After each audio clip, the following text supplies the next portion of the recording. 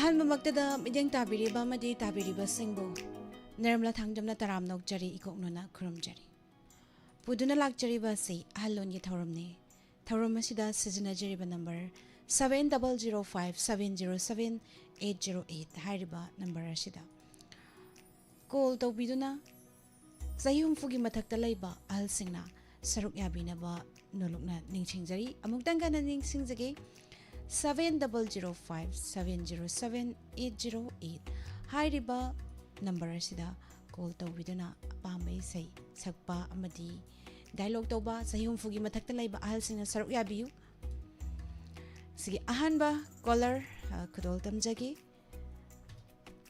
Hello hello ꯇꯔꯥꯝ ꯅꯣꯛꯆꯔꯤ ꯃꯤꯡ ꯂꯩꯐꯝ ꯍꯥꯏꯕꯤꯌꯨ ꯀꯛꯆꯤꯡꯗꯒꯤ ꯕꯥꯕꯨꯡ ꯄꯣꯏꯕꯅꯦ ꯄꯥꯕꯨꯡ ꯕꯣꯔꯆꯟꯗ꯭ꯔ ꯇꯔꯥꯝ ꯅꯣꯛꯆꯔꯤ ꯀꯔꯤ ꯇꯧꯕꯤꯒꯗꯣꯏꯅꯣ ꯑꯣ ꯏꯆꯥ ꯑꯃꯒ ꯋꯥꯔꯤ ꯁꯥꯟꯅꯗꯕ ꯀꯨꯏꯔꯦꯗꯅ ꯑꯃꯨꯛ ꯇꯧꯖꯔꯒ ꯋꯥꯔꯤ ꯋꯥꯇꯥꯏ ꯉꯥꯏꯍꯥꯛ ꯁꯥꯟꯅꯒꯦꯅ ꯇꯧꯖꯔꯛꯄꯅꯤ ꯑꯗꯣ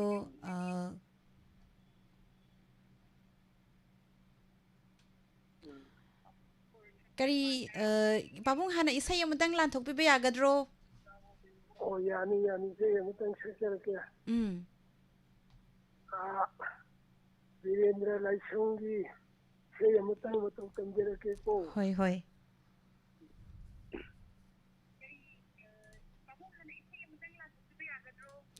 ꯍꯧꯕꯤꯔꯣ ꯄꯥꯕꯨꯡ ꯍꯧꯖꯔꯒꯦ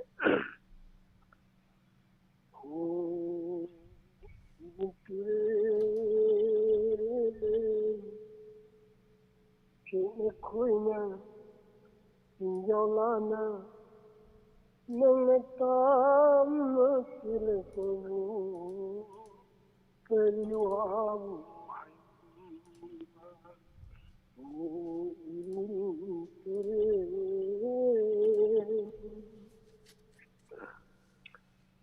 ꯆꯤꯡꯒꯤ ꯍꯩꯅꯝ ꯂꯩꯅꯝꯂꯛꯇ ꯄꯥꯝꯌꯥꯟꯅꯤꯗꯤ ꯃꯥꯒꯤ ꯋꯥꯔꯤ ꯄꯥꯈꯪ ꯂꯩꯁꯥ ꯀꯥꯡꯂꯨꯞ ꯀꯥꯡꯂꯨꯞ ꯖꯤꯕꯣꯟ ꯅꯨꯡꯁꯤ ꯋꯥꯔꯤ ꯆꯤꯡꯒꯤ ꯍꯩꯅꯝ ꯂꯩꯅꯝꯂꯛꯇ ꯄꯥꯝꯌꯥꯟꯅꯤꯗꯤ ꯃꯥꯒꯤ ꯋꯥꯔꯤ ꯄꯥꯈꯪ ꯂꯩꯁꯥ ꯀꯥꯡꯂꯨꯞ ꯀꯥꯡꯂꯨꯞ जीवन नुंसी वारी चिंग तमना तंपक तमना चिंग तमना तंपक तमना नंग ताम चिलपु करिवाबु तुरे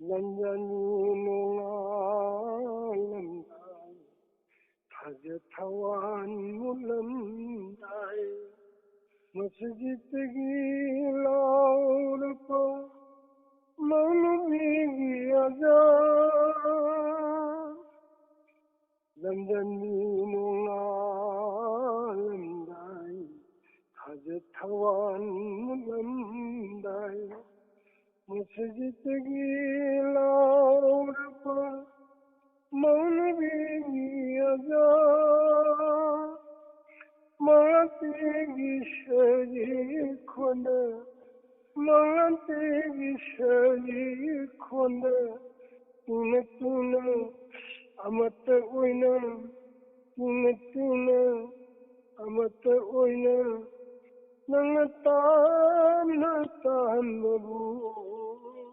करिवाबु हंगा हु इरि तुरे तबे मदशिलगा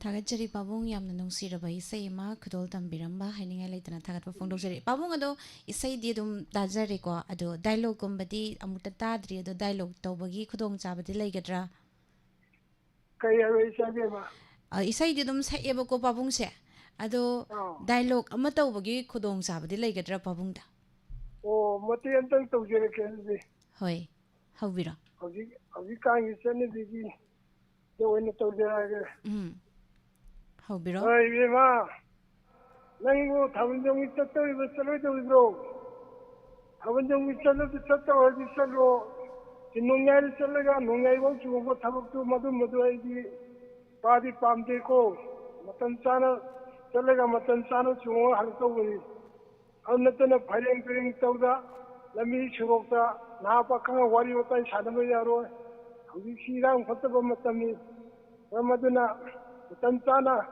ꯊꯕꯛ ꯇꯧꯗ꯭ꯔꯒꯗꯤ ꯁꯣꯏꯗꯅ ꯅꯣꯡꯃ ꯅꯠꯇ꯭ꯔꯒ ꯅꯣꯡꯃꯗꯤ ꯋꯥꯊꯤ ꯇꯥꯕ ꯑꯣꯏꯔꯛꯀꯅꯤꯀꯣ ꯏꯆꯥ ꯏꯕꯦꯝꯃ ꯄꯥꯕꯨꯡꯅ ꯍꯥꯏꯁꯤ ꯒ꯭ꯌꯥꯟ ꯇꯥꯕ꯭ꯔꯥ ꯑꯣ ꯄꯥꯕꯨꯡ ꯐꯅꯤ ꯑꯩ ꯃꯇꯝ ꯆꯥꯅ ꯍꯣꯠꯅꯖꯒꯦ ꯐꯔꯦ ꯏꯆꯥ ꯏꯕꯦꯝꯃ ꯊꯝꯖꯔꯒꯦ ꯊꯥꯒꯠꯆꯔꯤ ꯄꯥꯕꯨꯡ ꯌꯥꯝ ꯐꯖꯕ ꯗꯥꯏꯂꯣग ꯍꯧꯖꯤꯛꯀꯥꯟ ꯇꯧꯔꯤꯕ ꯃꯑꯣꯡ ꯃꯇꯧꯒꯤ ꯃꯑꯣꯡꯗ ꯗꯥꯏꯂꯣग ꯃꯇꯦꯛ ꯑꯃ ꯈꯨꯗꯣꯜꯕꯤꯔꯝꯕ ꯍꯥꯏꯅꯤꯡꯉꯥꯏ ꯂꯩꯇꯅ ꯊꯥꯒꯠꯄ ꯐꯣꯡꯗꯣꯛꯆꯔꯤ ꯄꯥꯕꯨꯡ ꯑꯗꯨ ꯊꯥꯒꯠꯆꯔꯤ ꯏꯆꯥ ꯄꯥꯕꯨꯡ ꯍꯣꯏꯒꯤ ꯑꯅꯤꯃꯛꯀꯤ ꯃꯇꯝꯗꯁꯨ ꯊꯥꯒꯠꯆꯔꯤ ꯑꯗꯨꯝ ꯊꯥꯕꯜꯁꯦ ꯆꯣꯡꯉꯛꯏꯀꯣ ꯎꯝ ꯆꯣꯡꯉꯛꯏ ꯄꯥꯕꯨꯡꯁꯦ ꯊꯥꯕꯜꯁꯦ ꯄꯥꯈꯪ ꯑꯣꯏꯔꯤꯉꯩꯗ ꯀꯌꯥꯃꯨꯛꯀꯗꯤ ꯌꯥꯎꯔꯛꯀꯦ ꯌꯥꯎꯔꯛꯏ ꯊꯥꯕꯜ ꯄꯥꯈꯪ ꯑꯣꯏꯔꯤꯀꯥꯟꯗꯗꯤ ꯐꯖꯅ ꯆꯣꯡꯉꯛꯏ ꯑꯩꯈꯣꯏꯁꯨ ꯑꯗꯨꯅꯤ ꯃꯇꯝꯒꯤ ꯃꯇꯨꯡ ꯏꯟꯅ ꯑꯍꯣꯡꯕꯁꯤ ꯂꯥꯛꯏꯅꯦꯕ ꯊꯥꯕꯜꯒꯤꯀꯣ ꯍꯣꯏ ꯍꯧꯖꯤꯛꯇꯤ ꯄꯩꯁꯥ ꯌꯥꯝ ꯆꯪꯈ꯭ꯔꯦ ꯊꯥꯕꯜꯒꯤ ꯍꯣꯏ ꯃꯇꯝꯗꯨꯗꯤ ꯊꯥꯕꯜ ꯆꯣꯡꯕꯅ ꯑꯩꯈꯣꯏꯒꯤ ꯑꯋꯥ ꯄꯣꯊꯥꯔꯝꯕꯅꯤꯗꯣ ꯃꯥꯅꯤ ꯃꯥꯅꯤ ꯍꯧꯖꯤꯛꯅ ꯑꯍꯜ ꯑꯣꯏꯔꯛꯄꯒꯤ ꯗꯥꯏꯃꯟꯁꯤ ꯇꯥꯖꯔꯒ ꯆꯨꯝꯅ ꯋꯥꯈꯜꯁꯤ ꯄꯨꯡ ꯅꯨꯡꯉꯥꯏꯖꯔꯒ ꯂꯩꯖꯔꯤꯃꯤꯗꯣ ꯍꯣꯏ ꯃꯥꯅꯤ ꯄꯥꯕꯨꯡ ꯑꯗꯨꯅ ꯏꯆꯥꯃꯈꯩꯒ ꯋꯥꯔꯤ ꯁꯥꯟꯅꯕꯁꯤꯗ ꯏꯁꯥꯁꯤ ꯅꯥꯔꯝꯐꯥꯎꯗ ꯁꯨꯝ ꯋꯥꯔꯤ ꯋꯥꯇꯥꯏ ꯁꯥꯟꯅꯕ ꯑꯅꯥꯕ ꯍꯦꯛ ꯀꯥꯎꯊꯣꯛꯏꯗꯣ ꯑꯗꯨꯅ ꯁꯨꯝ ꯃꯇꯝ ꯂꯩꯇꯕꯅꯤꯅ ꯑꯩꯈꯣꯏꯅꯗꯤ ꯀꯔꯤ ꯁꯨꯔꯨꯅꯤ ꯀꯔꯤ ꯆꯠꯂꯨꯅꯤ ꯃꯥꯅꯦ ꯄꯥꯕꯨꯡ ꯁꯤꯒꯨꯝꯕ ꯆꯨꯝꯃꯤ ꯄ꯭ꯔꯣꯒ꯭ꯔꯥꯝ ꯀꯌꯥꯁꯦ ꯑꯩꯈꯣꯏ ꯏꯆꯥꯒ ꯑꯩꯈꯣꯏ ꯁꯥꯟꯅꯖꯔꯒ ꯅꯨꯡꯉꯥꯏꯕ ꯑꯗꯨ ꯍꯦꯛ ꯑꯣꯏꯗꯣ ꯑꯗꯣ ꯄꯥꯕꯨꯡ ꯋꯥꯈꯜ ꯅꯨꯡꯉꯥꯏꯅ ꯂꯩꯒꯗꯧꯅꯤ ꯑꯋꯥꯕ ꯍꯣꯏ ꯋꯥꯈꯜ ꯈꯟꯕ ꯌꯥꯗꯦ ꯍꯣꯏ ꯑꯗꯨꯅ ꯍꯣꯏ ꯅꯨꯡꯉꯥꯏꯕ ꯄ꯭ꯔꯣꯒ꯭ꯔꯥꯝ ꯈꯜꯂꯒ ꯑꯗꯨꯝ ꯇꯥꯕꯤꯌꯨ ꯄꯥꯕꯨꯡ ꯍꯣꯏ ꯍꯣꯏ ꯊꯥꯒꯠꯆꯔꯤ ꯍꯥꯏꯅꯤꯡꯉꯥꯏ ꯂꯩꯇꯅ ꯍꯣꯏ ꯍꯣꯏ ꯊꯧꯔꯝ ꯍꯣꯏ ꯑꯁꯤꯗ ꯁꯔꯨꯛ ꯌꯥꯕꯤꯔꯝꯕ ꯃꯊꯪꯒꯤ ꯀꯣꯂꯔꯗ ꯈꯨꯗꯣꯡꯆꯥꯕ ꯄꯤꯖꯒꯦ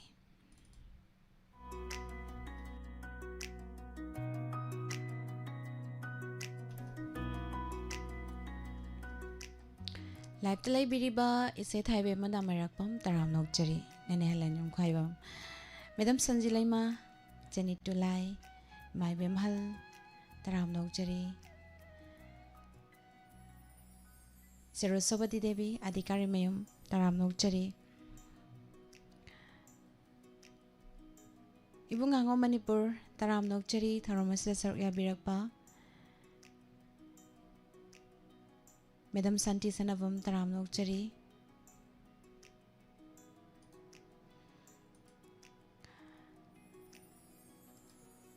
ꯐꯦꯁꯕꯨꯛ ꯄꯦꯖꯇ ꯂꯩꯕꯤꯔꯤꯕꯁꯤꯡꯕꯨꯁꯨ ꯇꯔꯥꯝ ꯅꯣꯛꯆꯔꯤ ꯍꯜꯂꯣ ꯍꯜꯂꯣ ꯇꯔꯥꯝ ꯅꯣꯛꯆꯔꯤ ꯃꯤꯡ ꯂꯩꯐꯝ ꯍꯥꯏꯕꯤꯌꯨ ꯐꯣꯟ ꯇꯧꯖꯔꯤꯕ ꯌꯥꯏꯁ꯭ꯀꯨꯜ ꯃꯈꯥ ꯂꯩꯀꯥꯏꯗꯒꯤ ꯌꯥꯂꯥꯃꯨꯡ ꯉꯧꯕꯅꯤ ꯄꯥꯕꯨꯡꯁꯤ ꯆꯍꯤ ꯀꯌꯥ ꯁꯨꯕꯤꯔꯒꯦ ꯑꯁ ꯍꯥꯡꯗꯣꯡꯗ ꯂꯩꯈ꯭ꯔꯕꯅꯤ ꯃꯊꯛꯇꯁꯨ ꯑꯗꯨꯝ ꯑꯩꯒꯤ 92 ꯇꯥꯗ꯭ꯔꯦ ꯑꯁ ꯑꯗꯣ ꯄꯥꯕꯨꯡꯒꯤ ꯈꯣꯟꯖꯦꯜꯁꯤꯗꯤ ꯌꯥꯝꯅ ꯅꯍꯥ ꯑꯣꯏꯔꯤꯀꯣ ꯈꯪꯗꯦ ꯃꯤꯅꯗꯤ ꯑꯗꯨꯝ ꯍꯥꯏꯅꯕꯗꯤ ꯌꯥꯎꯏ ꯑꯩ ꯌꯥꯝ ꯐꯔꯨꯕ ꯐꯣꯟꯗꯤ ꯅꯠꯇꯦ ꯄꯥꯝꯖꯃꯟꯗꯅ ꯏꯁꯩꯒ ꯑꯌꯥꯝꯕ ꯑꯗꯨꯝ ꯇꯧꯖ ꯂꯩꯕꯅꯤ ꯍꯣꯏ ꯄꯥꯝꯖꯔꯨꯕ ꯍꯥꯏꯇꯥꯔꯦ ꯍꯩꯕꯒꯤ ꯅꯠꯆꯗꯕ ꯑꯗꯣ ꯄꯥꯕꯨꯡ ꯏꯁꯩ ꯑꯃꯁꯨ ꯁꯛꯀꯗꯕꯅꯤ ꯑꯗꯨꯒ ꯉꯁꯤꯒꯤꯗꯤ ꯍꯟꯗꯛꯀꯤ ꯌꯥꯎꯁꯪ ꯃꯃꯥꯡꯒꯤ ꯍꯥꯏꯕ ꯇꯥꯔꯦ ꯅꯣꯡꯃꯥꯏꯖꯤꯡꯁꯤꯗꯤ ꯏꯁꯩ ꯑꯃꯒ ꯗꯥꯏꯂꯣꯛ ꯑꯃꯒ ꯂꯣꯏꯅ ꯇꯧꯕꯤꯔꯝꯒꯗꯕꯅꯤ ꯃꯌꯥꯝ ꯁꯦꯝ ꯁꯥꯗꯨꯅ ꯂꯩꯕꯤꯌꯨ ꯑꯗꯣ ꯏꯁꯩ ꯍꯥꯟꯅ ꯂꯥꯟꯊꯣꯛꯄꯤꯒꯗ꯭ꯔꯥ ꯄꯥꯕꯨꯡ ꯏꯁꯩ ꯑꯣꯏꯅ ꯂꯥꯟꯊꯣꯛꯆꯔꯒꯦ ꯑꯩꯗꯤ ꯗꯥꯏꯂꯣꯛꯁꯨ ꯇꯧꯕꯤꯔꯝꯒꯗꯣꯏꯅꯤꯀꯣ ꯂꯣꯏꯅ ꯇꯧꯍꯟꯗꯣꯏꯅꯤ ꯉꯁꯤꯗꯤ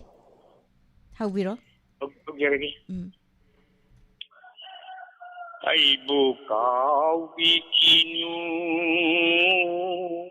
ꯁꯃꯥꯏ ꯂꯩꯕꯤꯈꯤꯅꯨ ꯅꯨꯡꯁꯤ ꯀꯥꯏꯅ ꯃꯩꯆꯥꯛꯄꯨ ꯀꯔꯝꯅ ꯈꯥꯡꯍꯧꯅꯤ ꯏꯇꯨꯃꯇ ꯑꯩꯕꯨ ꯀꯥꯎꯕꯤꯈꯤꯅꯨ ꯁꯃꯥꯏ ꯂꯩꯕꯤꯈꯤꯅꯨ ꯅꯨꯡꯁꯤ ꯀꯥꯏꯅ ꯃꯩꯆꯥꯛꯄꯨ ꯀꯔꯝꯅ ꯈꯥꯡꯍꯧꯅꯤ ꯏꯇꯨꯃꯇ ꯑꯩꯕꯨ ꯀꯥꯎꯕꯤꯈꯤꯅꯨ ꯑꯏꯪ ꯑꯁꯥꯀꯤꯒꯨꯝ ꯂꯩꯔꯤ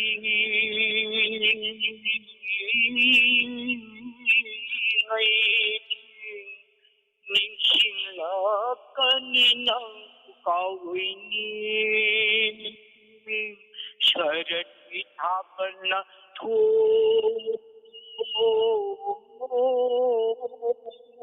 ꯉꯩꯁꯨ ꯅꯤꯡꯁꯤꯡꯂꯛꯀꯅꯤ ꯅꯪ ꯀꯥꯎꯔꯣꯏꯅꯤ ꯅꯪꯒꯤ ꯆꯥꯅꯃꯤꯅꯣꯡ ꯅꯪꯒꯤ ꯅꯨꯡꯁꯤꯡꯏꯒꯦ ꯍꯧꯈꯤꯕ ꯀꯕꯤꯇꯥ ꯂꯣꯏꯗꯔꯤ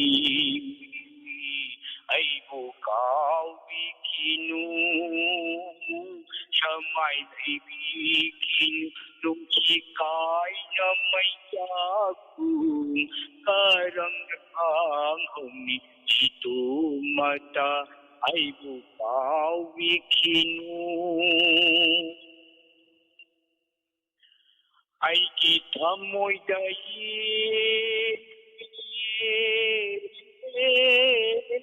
ꯌꯦꯛꯈ꯭ꯔꯕ ꯅꯨꯡꯁꯤꯒꯤ ꯃꯆꯨ ꯃꯨꯔꯔꯣꯏ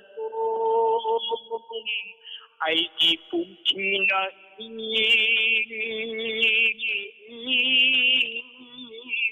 ꯃꯈꯩ ꯅꯨꯡꯁꯤ ꯅꯪꯕꯨꯗꯤ ꯈꯪꯂꯔꯣꯏꯅꯤ ꯅꯪꯒꯤ ꯆꯥꯅꯃꯤꯅꯣꯡ ꯅꯪꯒꯤ ꯅꯨꯡꯁꯤꯡꯏꯒꯦ ꯍꯧꯈꯤꯕ ꯀꯕꯤꯇꯥ ꯂꯣꯏꯗꯔꯤ ꯑꯩꯕꯨ ꯀꯥꯎꯕꯤꯈꯤꯅꯨ ꯁꯃꯥꯏ ꯂꯩꯕꯤꯈꯤꯅꯨ ꯅꯨꯡꯁꯤ ꯀꯥꯏꯅ ꯃꯩꯌꯥꯛꯄꯨ ꯀꯔꯝꯅ ꯈꯥꯡꯍꯧꯅꯤ ꯏꯇꯨꯃꯇ ꯑꯩꯕꯨ ꯀꯥꯎꯕꯤꯈꯤꯅꯨ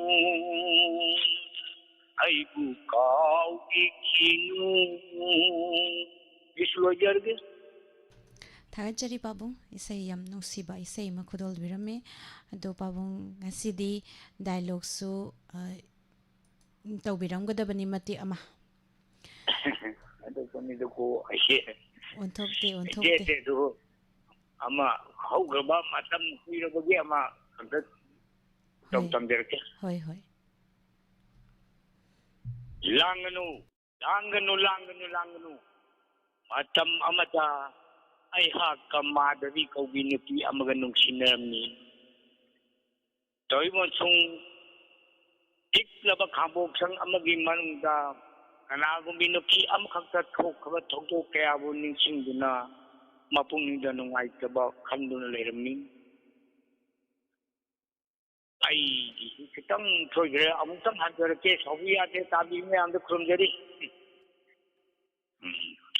ꯁꯨꯛꯅ ꯃꯝꯂꯕ ꯅꯣꯡꯖꯨ ꯊꯥꯒꯤ ꯑꯍꯤꯡꯅꯤ ꯑꯀꯤꯕꯒꯤ ꯃꯁꯛ ꯐꯪꯂꯕ ꯅꯣꯡꯂꯩ ꯅꯨꯡꯁꯤꯠ ꯀꯌꯥꯅ ꯖꯒꯠ ꯁꯪꯁꯥꯔ ꯑꯁꯤꯕꯨ ꯍꯨꯝꯗꯣꯛꯄꯒꯤ ꯃꯇꯥꯒꯨꯝ ꯈꯥꯡꯅ ꯂꯥꯎꯅ ꯁꯤꯜꯂꯛꯏ ꯅꯣꯡꯁꯨ ꯂꯦꯞꯄ ꯂꯩꯇꯅ ꯇꯥꯔꯤ ꯑꯁꯤꯒꯨꯝꯂꯕ ꯃꯇꯝ ꯑꯁꯤꯗ ꯄꯤꯛꯂꯕ ꯈꯥꯡꯄꯣꯛꯁꯪ ꯑꯃꯒꯤ ꯃꯅꯨꯡꯗ ꯀꯅꯥꯒꯨꯝꯕꯤ ꯅꯨꯄꯤ ꯑꯃꯈꯛ ꯊꯣꯛꯈ꯭ꯔꯕ ꯊꯧꯗꯣꯛ ꯀꯌꯥꯕꯨ ꯅꯤꯡꯁꯤꯡꯗꯨꯅ ꯃꯄꯨꯡꯅꯤꯡꯗ ꯅꯨꯡꯉꯥꯏꯇꯕ ꯈꯟꯗꯨꯅ ꯇꯨꯃꯤꯟꯅ ꯐꯝꯗꯨꯅ ꯂꯩꯔꯝꯃꯤ ꯃꯍꯥꯛꯀꯤ ꯃꯅꯥꯛꯇ ꯄꯤꯛꯂꯤꯕ ꯑꯉꯥꯡ ꯑꯃꯁꯨ ꯍꯤꯞꯇꯨꯅ ꯂꯩꯔꯝꯃꯤ ꯑꯉꯥꯡ ꯑꯗꯨꯒꯤ ꯃꯃꯤꯡ ꯁ꯭ꯌꯥꯝ ꯀꯧꯔꯝꯃꯤ ꯑꯉꯥꯡ ꯑꯗꯨ ꯃꯄꯨꯔꯣꯏꯕ ꯂꯩꯈꯤꯗ꯭ꯔꯕ ꯊꯥ 3 ꯂꯩꯔꯒ ꯄꯣꯛꯄꯅꯤ ꯑꯗꯨꯕꯨ ꯅꯨꯄꯤ ꯑꯗꯣ ꯑꯇꯩ ꯀꯅꯥ ꯑꯣꯏꯔꯝꯗ꯭ꯔꯤ ꯃꯄꯨꯔꯣꯏꯕ ꯅꯧꯅ ꯀꯥꯏꯅꯈ꯭ꯔꯕꯤ ꯃꯙꯨꯃꯇꯤ ꯑꯣꯏꯔꯝꯃꯤ ꯃꯤꯁ ꯂꯣꯏꯖꯔꯒꯦꯗ ꯁꯤꯗ ꯃꯇꯥꯡ ꯊꯥꯒꯠꯆꯔꯤ ꯄꯥꯕꯨꯡ ꯗꯥꯏꯂꯣग ꯃꯇꯦꯛ ꯑꯃꯁꯨ ꯇꯧꯕꯤꯔꯝꯃꯨ ꯍꯥꯏꯕꯗ ꯍꯔꯥꯎ ꯍꯔꯥꯎ ꯇꯧꯕꯤꯔꯝꯕ ꯍꯥꯏꯅꯤꯡꯉꯥꯏ ꯂꯩꯇꯅ ꯊꯥꯒꯠꯄ ꯐꯣꯡꯗꯣꯛꯆꯔꯤ ꯃꯈꯥ ꯇꯥꯔꯛꯄ ꯀꯣꯂꯔꯗ ꯑꯃꯨꯛ ꯈꯨꯗꯣꯡꯆꯥꯕ ꯄꯤꯖꯒꯦ ꯊꯝꯖꯔꯤꯕ ꯅꯝꯕꯔ ꯑꯁꯤ 7005707808 ꯍꯥꯏꯔꯤꯕ ꯅꯝꯕꯔ ꯑꯁꯤꯗ ꯀꯣꯜ ꯇꯧꯕꯤꯗꯨꯅ ꯁꯔꯨꯛ ꯌꯥꯕꯤꯌꯨ ꯍꯜꯂꯣ ꯍꯜꯂꯣ ꯍꯜꯂꯣ ꯇꯥꯕꯤꯗ꯭ꯔꯕ꯭ꯔꯣ ꯍꯜꯂꯣ ꯊꯥꯒꯠꯆꯔꯤ ꯇꯥꯗ꯭ꯔꯦ ꯃꯊꯪꯒꯤ ꯀꯣꯂꯔꯗ ꯑꯃꯨꯛ ꯈꯨꯗꯣꯡꯆꯥꯕ ꯄꯤꯁꯤꯟꯒꯦ ꯀꯣꯂꯔꯁꯤꯅ ꯇꯥꯗ꯭ꯔꯕꯅꯤꯅ ꯍꯜꯂꯣ ꯍꯜꯂꯣ ꯍꯜꯂꯣ ꯃꯤꯡ ꯂꯩꯐꯝ ꯍꯥꯏꯕꯤꯌꯨ ꯍꯜꯂꯣ ꯇꯥꯕꯤꯗ꯭ꯔꯕ꯭ꯔꯣ hello Hello, tabidra Ima Sapandagi, Ima Thamasang. Matha Mansang, je, Kuishalak Pera Kaino, a Queen Ang was Tadra Tore. Adoima, Gary say no Sapido Shibu Mata Mansang? Say Matian Salake say Ma, Quire, Sang Contadaba. Salo. Aigi nung silam bida mabuamu ureroi marang manglanda lakpanatana lauleroi aigi nung silam bida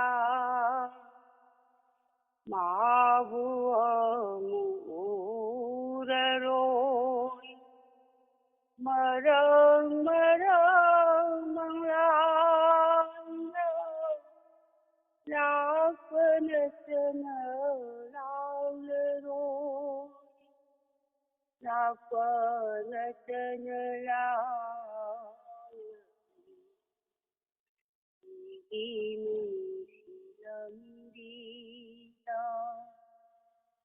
Maunin maglaba may thongda Uylum mumono tuna Maunin maglaba may thongda Uylum mumono tuna Langarari ay muna Langarari ay inong tila Isihun ba ay hinda Hagan kagaura Isihun ba ay hinda Habal kagaura Mana ay bukaw bago Tari ay ginapada Mana ay bukaw bago Tari ay ginapada Tari ay ginapada Ay ginong silang bida Mabuamu ulalo Marang manglanda Lakpanatana laulero Lakpanatana laulero Lagi Bima Tagachari ma yam no shina sakpirami ma thambansang adong aside dialogue taw tare dialogue ama su taw biram batare ko ima ngasidi dialogue se karino ba iya imana pamjaba dialogue hai tare film gi oiro ama oiro imana sajin boiro adum ama hekta iya hai tare ne dialogue se dialogue hai basdi sina dialogue ne heba laite imana pokode tawse ko dialogue ti imana pokode taw dabado ngasidi taw thoadabani se Taurora haubiro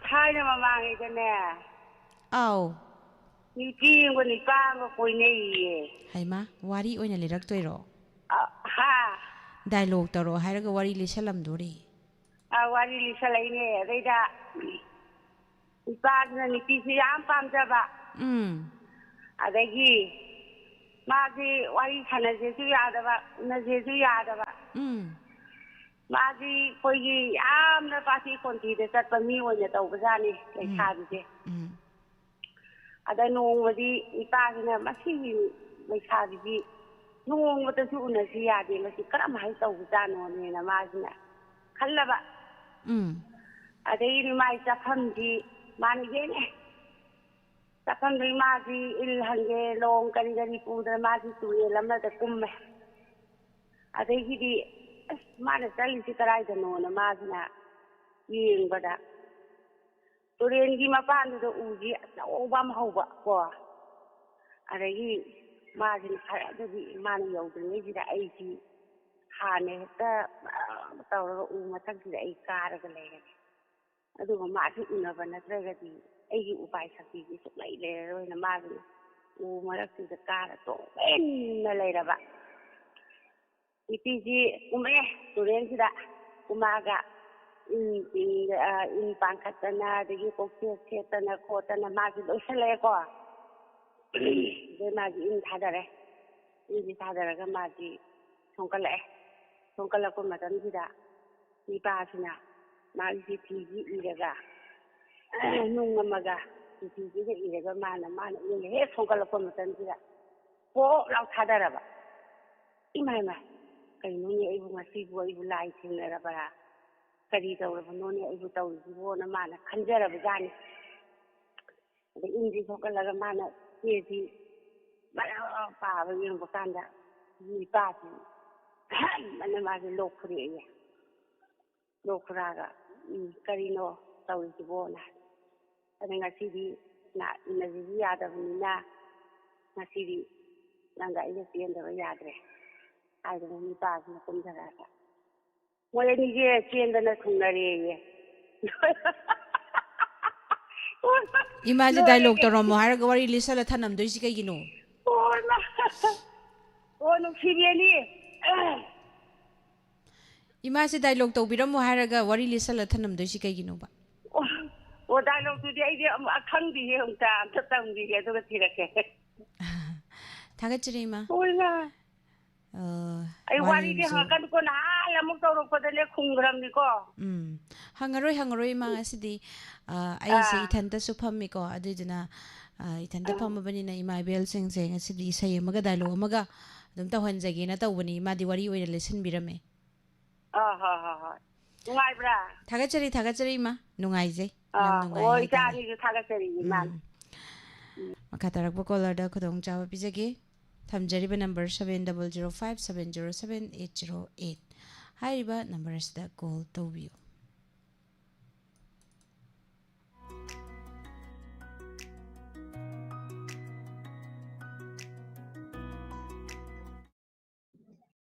Hello. ꯇꯔꯥꯝ ꯅꯣꯛꯆꯔꯤ ꯃꯤꯡ ꯂꯩꯐꯝ ꯍꯥꯏꯕꯤꯌꯨ. ꯉꯥꯏꯈꯣꯡ ꯈꯨꯜꯂꯦꯟ ꯃꯃꯥꯡ ꯂꯩꯀꯥꯏꯗꯒꯤ ꯔꯥꯡꯕꯝ ꯅꯅꯥꯎ. ꯃꯦꯗꯥꯝꯁꯦ ꯏꯃꯥꯁꯦ ꯆꯍꯤ 60 hand ꯁꯨꯔꯕꯤꯔꯕ꯭ꯔꯣ? नत्ते खोंजेंजेन ओइरंगनी आई चही 39 सुरे. हाइमा अदुदि नोंमाइजिंग नुमिसे अहल्लोनगी थौरम तवे हाबजिति खंगबिब्रो? ओ अदु खंगे हजिकतमक थारोबदा तारंबा रेडियोसे हौबदै ताहौदबा नन. नोंमाइजिंग नुमित खुदिंगी पुंग 3 मखाइदगिना 4 मखाइबक्से अहल्लोनगी थौरमनिको मैडम. ओ अदु आई खंगदबा इना हजिकत थारोगा लांबदुदा तौजरकपन. थागचरी. मखातारप कॉलरदा खुदोंग चाव पिजगे. लाइव लेबिरिबा इमांगौबी सरोखाइबम कारो तराम नोकचरी पाबुंग जयंत कुमार मैडम सुशीला ओक्रम इमा बिमला कोनसम तराम नोकचरी मैडम सेंजम इबेमचा थागचरी नेने हेलेन नुखाइबम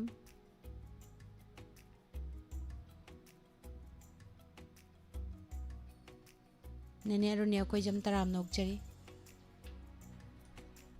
थमजरीबा नंबर 7005707808.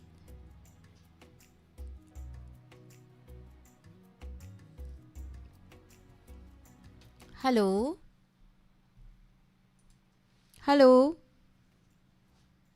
कॉल से पाइखत चरे दुबो तानदरे. हेलो अमोहन तौबिरो.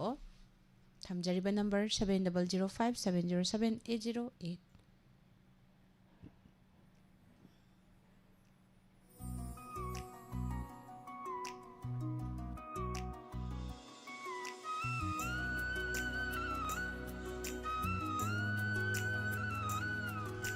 Hello Taram nokjari ming laifam haibiyu. Oh, khonghangdagi nama mubine. Ma movie taram nokjari. Ado isay amaga dialogue amaga tawdabadi yadre ko ngasidi. Ama aidi dialogue ti hai Dialogue ti haitiya. Imana sana hendoin. Adum hanbada isay sakbiro apaamba isay imana ngangthokningba. Adudi isay amtang sakage haidi haite yaksang matam orakpagi amta sakjarage ko. Sakbiro ima haite habisina henbani haiba. Ano karino athomda dum halle e. Oo, ay semjage haubiro. Lamta thagi punima do karam nabu kaurasi ke thamoy tinadna Yomina kiba thabal ado karam buhaina kaurasige karam buhaina kaurasige na aina hangba wahang duda nang na ikaira duna samlang lagta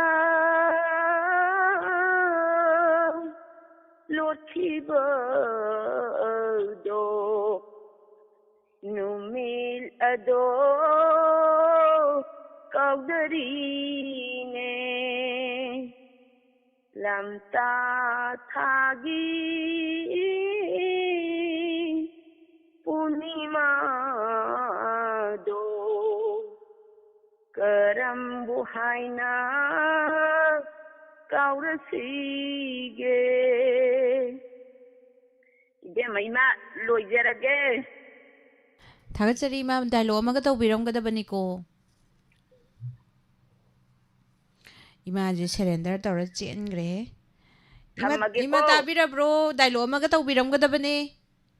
Ema dialogue amaga mu tawramgidoiba. Hoi dialogue tawdradi thamba sungya yaroi siphai tharakani. Ema ima di hayu haitana kamaina tawrasige. As film gi dialogue ka khangdro. Ima di film yengbro yengdabro. Ha Film yengbro film Manipuri film ga yengdro. Oh film budi yengi ima haijadabai wane. Sa ama hayan ge sema. Oh adudi tawjarage matat kitang kha Ima aina hoi aina haido jisu haibiramu ko adudi dialogue to ima na tawgado jisu tawbiramo. Kari ju hairamo ba. Ima gi dialogue to tawbiramo aduga ai nasa ai wa mo hajarage ba. Hoi moi baba Sakse ki thongaga dine thapam hau nangaro aduna na thabak hata tawphige aduga nangna sak haibasina na enu pinamgu sakko sadra dine yaroi aidi sak lamgali yaroi ko oh moi baba aduni thapam hau sura ro ye khoi sum sak to khona leira dro Oloy lagi ibe ma. Oh last to sumai habiramo ima. Oh last tane sumai na habiramo. Oh moi baba I love you nam ta habiramo ne. Oh moi baba kari hayo ba. I love you. Hai ba hitro boy ma. I love you hayo. Moi baba I love you nam ta habiramo. Oh haige haige. Oh moi baba I love you. Astas. Kangrado. Yarbo. Yare. Thagatsari. Oh thamjari.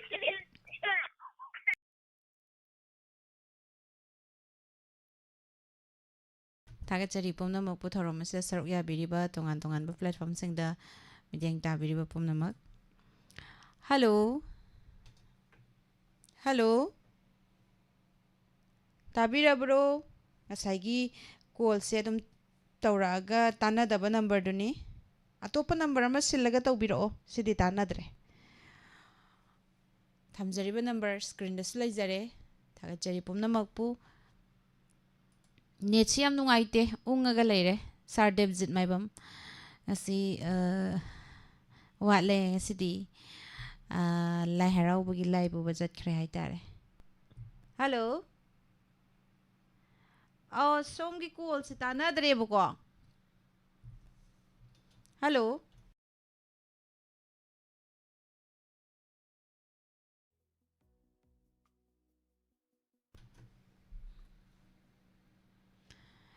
Madam ꯍꯣꯏꯗ꯭ꯔꯣꯝ ꯅꯨꯡꯁꯤ ꯇꯔꯥꯝ ꯅꯣꯛꯆꯔꯤ ꯊꯧꯔꯝ ꯑꯁꯤꯗ ꯁꯔꯨꯛ ꯌꯥꯕꯤꯔꯛꯄ ꯏꯆꯦ ꯂꯂꯤꯇꯥ ꯌꯦꯡꯈꯣꯝ ꯃꯉꯥꯜ Gurumayum ꯇꯔꯥꯝ ꯅꯣꯛꯆꯔꯤ ꯃꯕꯤꯃꯣꯂꯥ Konsam madam Sushila Okram ꯊꯥꯒꯠꯆꯔꯤ ꯄꯨꯝꯅꯃꯛꯄꯨ ꯊꯧꯔꯝ ꯑꯁꯤꯗ ꯁꯔꯨꯛ ꯌꯥꯕꯤꯔꯛꯄ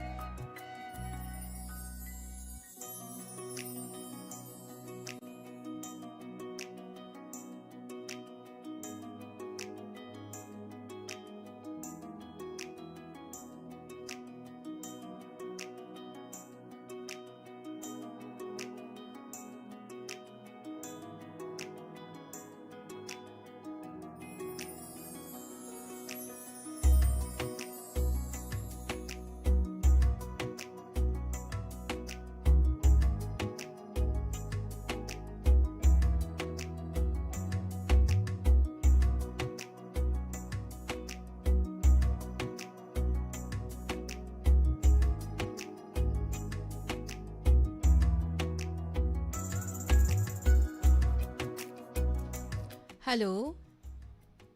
Hello. Taram nokchari ming laifam haibiyu. Ai kanori nuka thoksom. Naga pandagi. Imasi sahi umpu suri. Kanoda laijade. Imasi sahi umpu ga mari sange. Imasi anauba imane adudiko. Ahallon ki thauram sing Ai sina. habbi kanoda laijari mapanda Bangalore da lairi Bangalore da ina tawdara ise. Ado imase ngasina ahallon ki thauram sida ahan boiram gadawa male. Au ai ahan bane pungni waron da su kaya de pukatsa de tawbri November gi tang kun tare ta muk taw gre mamang de khara taw gre adai tawdriye ahallon ki thauram se. Hello. Ahallon ki thauram se ima mamang da saruk ya bigra bro. Ai di ya gadri yang ta ngasina ahan bane. Ado ima isay umtang hana satok se. Ai phone jibo chumni jala ni ai number jibo ana yengo bane kari tawngi ai di isai sakko chu kaya de ai te isai di am pam ne ado isai mati amada saktok piyo ai di isai sakko do khale khon da yam phajadi e yam ai di e ado isai mati am saktok piro dialogue mati am to handoi ni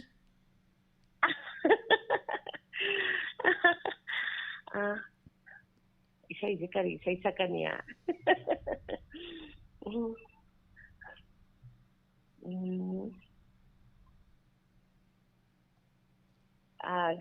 ai isai de hai te da togi isai mati am tang sakpiramu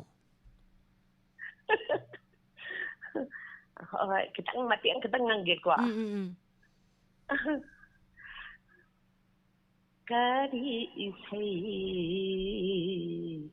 saoge mangda phamlibi sakhang kari togi as isai fazana sakla kan da imase Isai's Lucian Gri. Dialogue Matemata Tawiramoima. Dialogue chi adudi ai kaino kabui londo ina hairake ko haija agya dialogue se no jaido nang laibro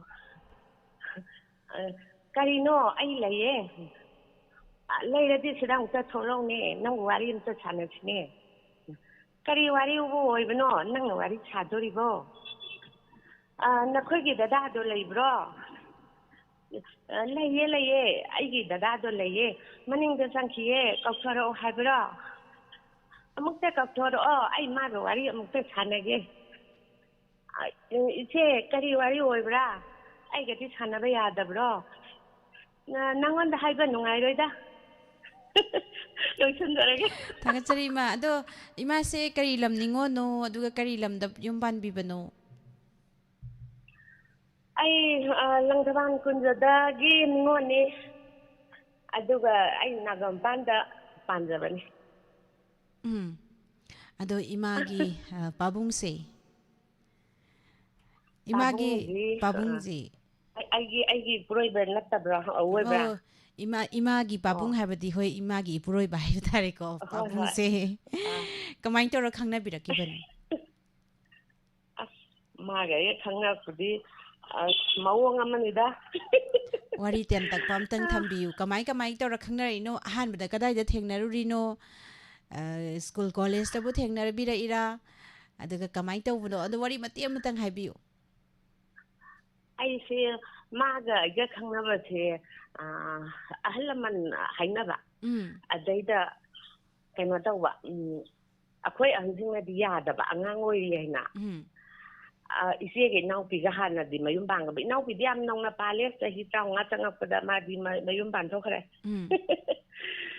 adaga aina sahi taraga nipan sai tain tangi sai da moin ai je ahalaman jeng bala ai yumda adai akhoi baba chine ya de angang oi mali ma je ju manau pi so lo no mayum bang re ma di khai lai da gi no hai na tau le ngai sta akhoi baba ji ma ji ga khana re ada ina na mo hai re asibu aina la au hai bro an hai ina na ada mai ta won tong na ge wari bu de khara change aduga kaino tau ge nupa jina ai nupa ai roi jina kan tau gi yeng blak ba mo jwa mana ba kharaga adai ga mana yare hai hai mana ba jing hai ba da addi ma se masak fajaram do male addi ma se masak soidar fajaram do male ko fajaram gani ana je khalle aduna ni pabung na pa mi je ado pabung na taba to pa imagi khangna jaba habadi hairak pa adai sina khangna si hairak pa khot pa di laibi bro matam duda yam laida masak fajabagi khangna badi aiga dum laibak tinna ba haita tinna da ba haita re maga aiga di tungna gidre hoi aduga isa khangda koi ba sui dum yam yaw bu jane ima se hai rijina di ima se masak aduki matik phajai je tak pane ba ko fajade ai ta suma sa fajade som mina nu chibi bagi oi tai adu haita re ado pabunga si khangnaraba matungda huzik waithongnariba pabungziga khangnaraba matungda thabal gadi chongminara puraimaga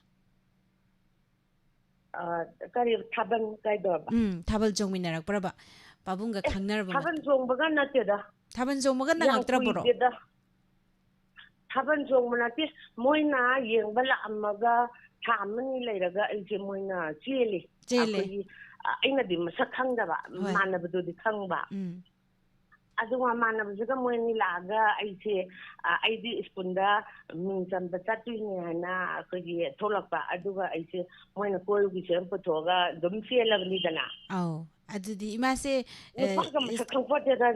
class ke adano bajelisi aidi yam chauna lai tamme imana bisnam ni class 6 ka da in class 3 tammi poni da ado matam du da chelize mingsan basat khibani hairi ne ba matam du da ado class ke adika bi rage ba matam du da class 8 ki mingsan jali ne ꯇꯦꯟ ꯆꯟꯈ꯭ꯔꯕ ꯌꯥꯝꯅ ꯆꯥꯎꯔꯀꯥꯟꯗ ꯇꯝꯃꯦ ꯌꯥꯝ ꯅꯨꯡꯉꯥꯏ ꯋꯥꯔꯤ ꯏꯃꯥ ꯑꯗꯨꯒ ꯄꯥꯕꯨꯡꯒ ꯆꯦꯟꯕꯁꯦ ꯀꯔꯤꯗ ꯆꯦꯜꯂꯛꯀꯦ ꯒꯥꯔꯤ ꯃꯆꯥꯗ ꯆꯦꯜꯂꯛꯄ꯭ꯔꯣ ꯀꯔꯤꯗ ꯆꯦꯜꯂꯛꯀꯦ ꯒꯥꯔꯤ ꯃꯆꯥꯗ ꯆꯦꯜꯂꯛꯏ ꯑꯩꯒꯤ ꯏꯄꯨꯔꯣꯏꯕꯁꯤꯅ ꯀꯩꯅꯣꯗ ꯁ꯭ꯀꯨꯇꯔ ꯑꯝꯗ ꯊꯧꯔꯛꯑꯦ ꯑꯗꯒꯤ ꯃꯃꯥꯟꯅꯕꯁꯤꯅ ꯔꯝꯕꯦꯇꯥ ꯊꯧꯔꯛꯑꯦ ꯃꯥꯏ ꯔꯝꯕꯦꯇꯥꯁꯦ ꯇꯣꯡꯉꯒ ꯅꯨꯄꯥꯁꯤꯒ ꯑꯩꯒ ꯂꯥꯞꯅꯈ꯭ꯔ ꯄꯣꯠꯅꯤꯗ ꯆꯠꯂꯤꯁꯤ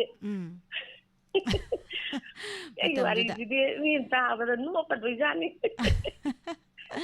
ꯑꯗꯨꯗꯤ ꯑꯗꯨꯝ ꯍꯧꯖꯤꯛꯁꯦ ꯏꯃꯥꯒꯤ ꯏꯆꯥ ꯀꯌꯥ ꯂꯩꯔꯒꯦ ꯑꯁ ꯑꯩ ꯑꯉꯥꯡ ꯅꯨꯄꯥ ꯑꯅꯤ ꯅꯨꯄꯤ 3 ꯂꯣꯏ ꯃꯌꯨꯝ ꯄꯥꯟꯕ ꯂꯣꯏꯔꯦ ꯏꯆꯥ ꯅꯨꯄꯤ ꯑꯇꯣꯝꯕꯤꯒꯤ ꯃꯅꯥꯛꯇꯅꯤ ꯑꯩꯅꯗꯤ ꯂꯩꯔꯤ ꯏꯆꯥ ꯅꯨꯄꯤ ꯑꯇꯣꯝꯕꯤ ꯃꯅꯥꯛꯇ ꯕꯦꯡꯒ꯭ꯂꯣꯔꯗꯅꯦꯕ ꯍꯧꯖꯤꯛ ꯂꯩꯔꯤꯁꯦ ꯑꯧ ꯌꯥꯝ ꯕꯦꯡꯒ꯭ꯂꯣꯔꯁꯦ ꯂꯩꯕꯗ ꯑꯗꯨꯝ ꯅꯨꯡꯉꯥꯏꯕ꯭ꯔꯥ ꯏꯃꯥ ꯂꯩꯕꯒꯤꯗꯤ ꯌꯥꯝ ꯅꯨꯡꯉꯥꯏ ꯕꯦꯡꯒ꯭ꯂꯣꯔꯁꯦ ꯑꯗꯣ ꯁꯤꯗ ꯂꯩꯕꯁꯤꯗꯤ ꯌꯥꯝ ꯄꯥꯕꯨꯡꯗꯤ ꯌꯨꯝꯗ ꯅꯨꯡꯉꯥꯏ ꯂꯩꯍꯧꯔꯤꯔꯥ ꯅꯠꯇ꯭ꯔꯒ ꯏꯃꯥ ꯈꯛꯇ ꯂꯩꯔꯤꯔꯥ ꯕꯦꯡꯒ꯭ꯂꯣꯔꯁꯤꯗ ꯄꯥꯕꯨꯡꯗꯤ ꯂꯩꯇꯕ꯭ꯔꯥ ꯄꯥꯕꯨꯡꯁꯦ ꯂꯩꯈꯤꯗ꯭ꯔꯦ ꯑꯣ ꯀꯌꯥꯝ ꯀꯨꯏꯔꯦ ꯏꯃꯥ ꯃꯥꯒꯤ ꯐꯤꯔꯣꯏ ꯍꯦꯛ ꯂꯣꯏꯕꯒꯅꯦ ꯑꯩꯍꯥꯛꯅ ꯁꯤꯗ ꯆꯪꯉꯛꯏꯁꯦ ꯀꯩꯅꯣꯗ 2024ꯒꯤ ꯃꯦꯒꯤ ꯇꯥꯡ 28ꯗ ꯂꯩꯇꯕ ꯆꯍꯤ 2 ꯍꯧꯖꯤꯛ ꯃꯄꯨꯡ ꯐꯥꯔꯛꯑꯦ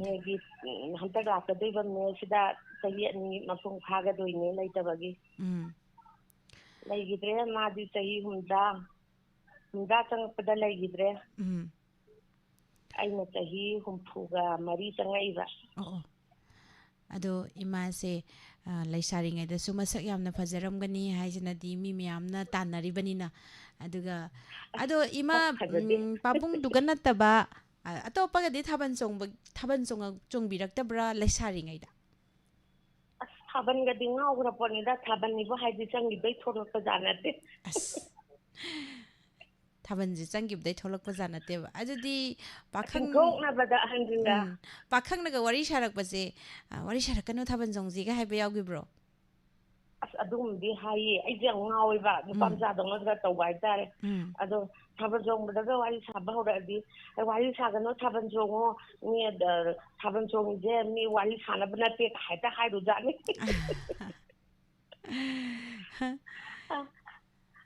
ꯄꯥꯈꯪꯁꯤꯡꯅꯒꯗꯤ ꯁꯥꯎꯔꯤ ꯄꯣꯠꯅꯤ ꯑꯗꯩꯗ ꯀꯔꯤꯅꯣꯅꯦ ꯃꯁꯤ ꯂꯩꯁꯥꯕꯤꯁꯤꯕꯨ ꯋꯥꯔꯤ ꯁꯥꯟꯅꯗꯤ ꯌꯥꯗꯦ ꯑꯗꯣ ꯏꯃꯥꯁꯦ ꯀꯕꯨꯏ ꯂꯣꯟꯁꯨ ꯌꯥꯝ ꯍꯩ ꯀꯥꯏꯗꯩ ꯇꯝꯃꯨꯔꯤꯅꯣ ꯑꯩꯈꯣꯏꯗꯤ ꯀꯩꯅꯣꯒ ꯅꯛꯅꯔꯦ ꯑꯩꯈꯣꯏ ꯀꯕꯨꯏ ꯈꯨꯟꯒ ꯅꯛꯅꯩ ꯂꯝꯄꯥꯛ ꯑꯃꯈꯛꯇꯪ ꯈꯜꯂꯒ ꯑꯗꯨꯝ ꯑꯩꯈꯣꯏ ꯈꯨꯟ ꯂꯩꯔꯦ ꯃꯣꯏꯒ ꯑꯩꯈꯣꯏꯒꯗꯤ ꯑꯗꯨꯝ ꯏꯃꯥꯟꯅꯕꯤꯁꯤꯡꯁꯨ ꯂꯩꯅꯩ ꯊꯥꯒꯠꯆꯔꯤ ꯏꯃꯥ MUꯒꯤ ꯃꯈꯥꯗꯅꯦ ꯑꯩꯈꯣꯏꯅ ꯏꯃꯥꯁꯦ ꯆꯍꯤ ꯀꯌా ꯁꯨꯕꯗꯅꯣ ꯌꯨꯝ ꯄꯥꯜꯂꯛꯏꯁꯤꯕꯣ ꯏꯃꯥꯁꯦ ꯊꯥꯕꯜꯕꯨꯗꯤ ꯆꯣꯡꯉꯦꯅ ꯍꯥꯏ ꯆꯍꯤ ꯀꯌꯥ ꯑꯩꯁꯦ ꯁꯨꯕꯗ ꯆꯍꯤ 19 ꯃꯇꯨꯡ 19 ꯍꯦꯛ ꯆꯪꯉꯛꯄꯗ ꯌꯨꯝ ꯄꯥꯜꯂꯦ ꯑꯗꯨꯗꯤ ꯑꯗꯨꯅ ꯆꯍꯤ ꯏꯆꯥꯁꯤꯡ 20 ꯂꯣꯏꯅ ꯆꯪꯉꯛꯄꯗ ꯏꯆꯥꯁꯤꯡꯁꯦ 20 ꯂꯣꯏꯅ ꯆꯪꯉꯛꯄꯗ ꯏꯆꯥ ꯅꯨꯄꯥ 2 ꯄꯣꯛꯑꯦ ꯑꯗꯨꯗꯤ ꯏꯃꯧ ꯅꯨꯄꯤ ꯏꯆꯥ ꯅꯨꯄꯥ 2ꯅꯤꯅ ꯏꯃꯧ ꯅꯨꯄꯤ 2ꯗꯤ ꯂꯩꯔꯝꯃꯒꯅꯤ ꯂꯩꯔꯦ ꯏꯃꯧ ꯅꯨꯄꯤ ꯑꯅꯤꯃꯛ ꯂꯣꯏꯅꯃꯛ ꯑꯉꯥꯡ ꯏꯆꯥ ꯅꯨꯄꯥ ꯑꯍꯟꯁꯤꯅ ꯑꯉꯥꯡ 3 ꯅꯨꯄꯥ 1 ꯅꯨꯄꯤ 2 ꯑꯗꯨꯒ ꯏꯆꯥ ꯅꯨꯄꯥ ꯌꯥꯏꯃꯒꯤꯅ ꯅꯨꯄꯤ ꯉꯥꯛꯇ 2 ꯑꯩꯒꯤꯗꯤ ꯂꯣꯏ ꯃꯌꯨꯝ ꯄꯥꯟꯕꯗꯤ ꯂꯣꯏꯔꯦꯗ ꯂꯣꯏꯔꯦ ꯑꯗꯣ ꯏꯃꯥꯒꯤ ꯏꯆꯥꯅꯨꯄꯤ ꯑꯇꯣꯝꯕꯤꯁꯤ ꯀꯔꯤ ꯊꯕꯛ ꯇꯧꯔꯤꯅꯣ ꯃꯥꯁꯦ ꯀꯩꯅꯣꯗ ꯑꯩꯈꯣꯏꯒꯤ ꯍꯣꯇꯦꯜ ꯃꯦꯅꯦꯖꯃꯦꯟ ꯑꯣꯏꯕ ꯑꯩꯈꯣꯏꯒꯤ ꯀꯩꯅꯣ ꯇꯧꯔꯝꯃꯤ ꯑꯩꯈꯣꯏꯒꯤ ꯃꯥꯗꯤ ꯀꯩꯅꯣꯗ ꯅꯠꯇꯦ ꯃꯄꯥꯟ ꯂꯝꯗꯗꯤ ꯇꯝꯃꯛꯄ ꯅꯠꯇꯦ ꯃꯄꯥꯟ ꯂꯝꯗ ꯊꯕꯛ ꯀꯩꯅꯣ ꯇꯧꯗ꯭ꯔꯦ ꯑꯩꯈꯣꯏꯒꯤ ꯀꯩꯅꯣꯗ ꯒ꯭ꯔꯥꯟꯗꯦꯗ ꯄꯨꯔꯝꯃꯤ ꯃꯥ ꯊꯕꯛ ꯑꯗꯨꯒ ꯑꯗꯨꯝ ꯃꯥꯅ ꯍꯧꯖꯤꯛ ꯃꯌꯨꯝ ꯄꯥꯜꯂꯛꯏꯁꯤꯅ ꯅꯝꯕꯣꯜ ꯃꯥꯏꯕꯝ ꯂꯣꯛꯄ ꯆꯤꯡꯅꯨꯡꯗ ꯄꯥꯟꯕ ꯑꯗꯨ ꯃꯥꯒꯤ ꯏꯌꯥꯅꯨꯄꯥꯗꯣ ꯁꯤꯗ ꯊꯕꯛ ꯇꯧꯔꯒ ꯑꯗ ꯏꯆꯥꯅꯨꯄꯤꯗꯨꯁꯨ ꯁꯤꯗ ꯑꯗꯨꯝ ꯂꯩꯔꯦ ꯃꯆꯥꯅꯨꯄꯥ 1 ꯌꯥꯎꯔꯦ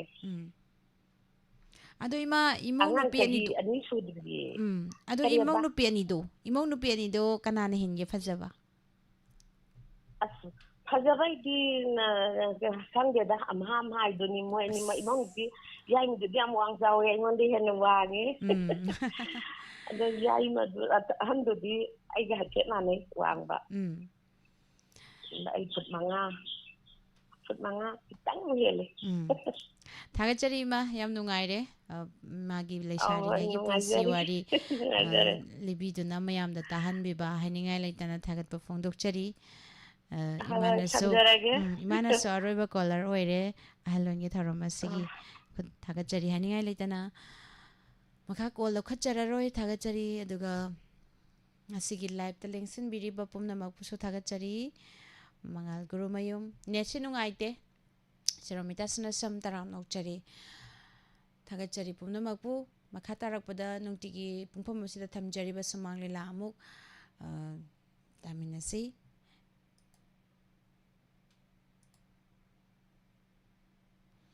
ꯄꯨꯝꯅꯃꯛꯄꯨ ꯅꯤꯔꯃꯂꯥ ꯊꯥꯡꯖꯝꯅ ꯑꯃꯨꯛꯀ ꯍꯟꯅ ꯈꯨꯔꯨꯝꯖꯔꯤ ꯃꯤꯌꯥꯝꯒꯤꯗꯃꯛ ꯈꯨꯗꯣꯡꯆꯥꯅꯅꯕ ꯏꯁꯇꯔꯟ ꯃꯣꯇꯣꯔꯁꯅ ꯆꯍꯤ 30 ꯁꯨꯔꯛꯄꯒ ꯂꯣꯏꯅꯅ ꯊꯧꯕꯥꯜ ꯃꯈꯥ ꯂꯩꯀꯥꯏꯗ ꯂꯩꯔꯤꯕ ꯀꯁꯇꯃꯔ ꯁꯔꯚꯤꯁꯁꯤꯡꯒꯤ ꯈꯨꯗꯣꯡꯆꯥꯅꯕꯒꯤꯗꯃꯛꯇ ꯊꯧꯕꯥꯜ ꯄꯥꯈꯪꯈꯣꯡ MI ꯔꯣꯗꯇ ꯃꯥꯔꯨꯇꯤ ꯁꯨꯖꯨꯀꯤꯒꯤ ꯑꯄꯨꯟꯕ ꯑꯦꯔꯦꯅꯥ ꯑꯃꯁꯨꯡ ꯅꯦꯛꯁꯥ ꯁꯔꯚꯤꯁꯤꯡ ꯁꯦꯟꯇꯔ ꯍꯥꯡꯗꯣꯛꯆꯔꯤ ꯏꯝꯐꯥꯜꯗ ꯂꯩꯔꯤꯕ ꯃꯦꯟ ꯁꯔꯚꯤꯁꯤꯡ ꯁꯦꯟꯇꯔ ꯑꯁꯤꯒ ꯆꯞ ꯃꯥꯟꯅꯕ ꯈꯨꯗꯣꯡꯆꯥꯕꯁꯤꯡ ꯄꯤꯖꯔꯤ फ्री सर्विसिंग अमसुंग पेट सर्विसिंग लोइनना एनुअल मेंटेनेंस की हारिबसिंग असिगी मथक्ता eastern motor Thoubal outlet showroom सु थौबाल अथोकपमदा लेंसिन बिरक्तुना मारुति की गाड़ी अपामबसिंग लौबीबगी खुदोंचाबसु पिजरी हारिबा थौबाल आउटलेट शोरूम गिसु अहांगबा सेल्समैन की फम खरसु कौजरी अकोपा मरोल के दमाग ईस्टर्न मोटर्स की मारुति सुजुकी आउटलेट असिदा लाक्पिदुना खंगबिरबा यागनी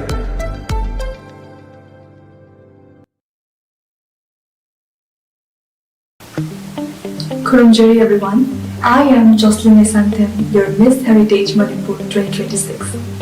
Mayamni damakta nungaru pawng piduna lakjari. Madudi, I Club Manipur na sinjaba, khwaidagi maming leruk pageant, Miss and Mr. Junior, chahi ahum lagina chaitala nithui supa angang singi damakta, amasung Miss and Mr. T, chahi tara hundoi lagina chaitala tare supa angang singi damakta achuba platform piduna lakjari.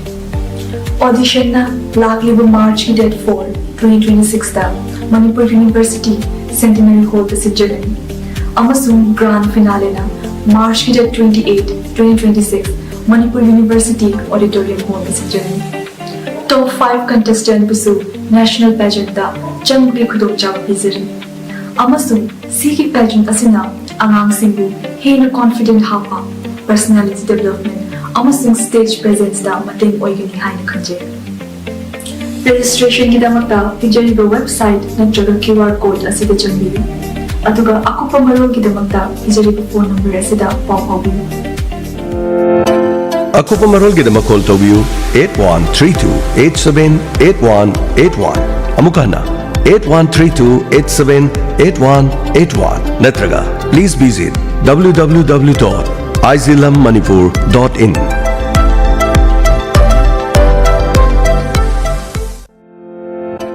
नुंगाइरबा Paojel Ningthem eye care की ओइना याउसंगी अचौबा offer अमा पिजरी मदुदी mid test तौबा मतमदा पैसा लौजरोय frame अमदि लेंसता सुमनतगी लुपा लिसिंग अमदा पिथोकचगनी लेंसिन बिरो Ningthem eye care सैसक्दी baby Chanchal की थोंगाल मक्ता द लेजरी याउसंगी पिजरीबा ऑफर सिगिदमा ngasi mak lakpiu tanabiu unabiu Ningthem eye care